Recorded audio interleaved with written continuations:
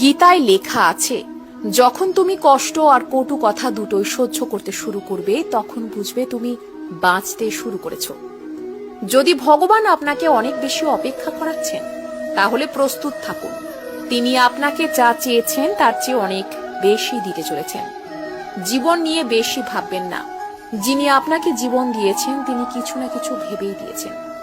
শ্রীকৃষ্ণ বলেছেন, কাউকে দুঃখ দিয়ে আমার কাছে সুখ কামনা করো না, আর কাউকে যদি ক্ষণিকের জন্য সুখ দাও তবে তোমার দুঃখ নিয়ে চিন্তা করো না। মৃত ব্যক্তিকে কাঁধ দেওয়াকে মানুষ যেমন পুণ্য বলে মনে করে, তেমনি জীবিত মানুষের পাশে থাকাকেও পুণ্য বলে ভাবতে শুরু করলে জীবন সহজ হয়ে যাবে। আমাদের অকারণে কোনো মানুষের সাথে দেখা হয় না। আমরা কিছু মানুষের থেকে শিক্ষা পাই আর কিছু মানুষের থেকে জ্ঞান পাই।